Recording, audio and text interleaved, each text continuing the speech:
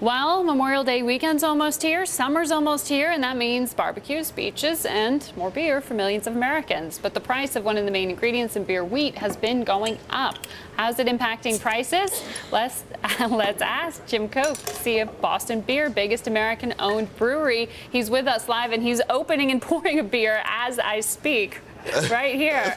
Yeah, we've got to see some of these ingredients. Well, our viewers in Europe, it's just about happy hour for them. A little early here in the U.S. But how much more am I going to pay now this summer? Because wheat's up 70%. Well, wheat is not a big ingredient in beer. It's barley, and that is somewhat affected by commodity prices. But well, most of the grains have climbed, though, is the point. So how are you hedging that? Well, for Sam Adams, we don't really buy our ingredients as commodities. We have a special proprietary malt. We have unique hops that go into the beer, and we will commit years in advance to our farmers for those. So, we're covered all the way through this crop year because for us, our ingredients aren't commodities. They're really unique, special flavors. So you're not increasing? You're keeping them same with where you were pricing last year? So far, yes. Though it is a problem for many small brewers who, do buy their ingredients as commodities. And in the past, when there was a hop shortage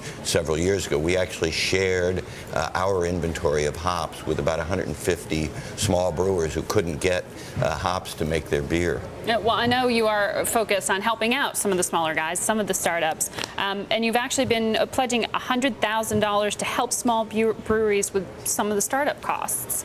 Yeah. So is it for programs like this and sharing the hops? Yes. We're in a business where we're all small. I mean, Sam Adams is the largest craft brewer, but it's like being the tallest pygmy. We're not even 1% of the U.S. beer market, and it's dominated by very large companies. So there is a community among brewers, and we've started a microfinance program to make loans and provide mentoring and advice to up-and-coming brewers. And what's the biggest area of need for them right now?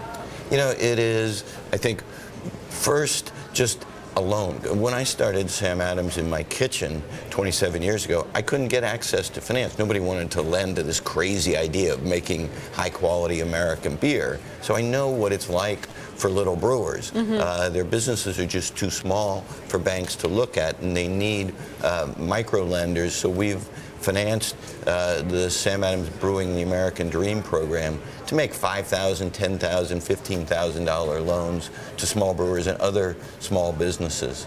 Now, are these businesses that you recognized have the critical, ingredients, so to speak, to expand? Because there's a lot of intense capital investment needed to even grow to your size. Yeah, well, we're trying to find businesses that are going to be successful. The program is a philanthropic program on our part, but in its operation, we don't want to lend to people who are going to fail. We want to find brewers who are going to succeed, grow their business, create jobs, make great beer, and be able to pay the loan back, and then we can recycle that money to other businesses. Well, talk to me about the drinking habits. So many people are getting ready for the summer season. Oh my goodness. It's 10:50. I'm a trained professional. This is a good batch. I like it. Well, retail sales, craft beer, though, surging double digits. I mean, we've seen more consumption of beer products. I mean, are you seeing really a switch in the taste of consumers right now? Yes. Why is that? It's a very fundamental, almost cultural shift. Today, craft beer has become the new wine. All the excitement that, generated a wine culture in the U.S. 30 years ago has now shifted to craft beer. 20-somethings are adopting craft beer. And that's not just because it's cheaper styles. Than perhaps wines. Well, it's very democratic. For, $8, $9, you can get a six-pack of Sam Adams, arguably one of the best beers in the world. For $8, $9, you get a mediocre bottle of wine or a great beer.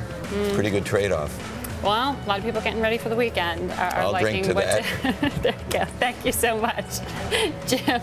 Cheers.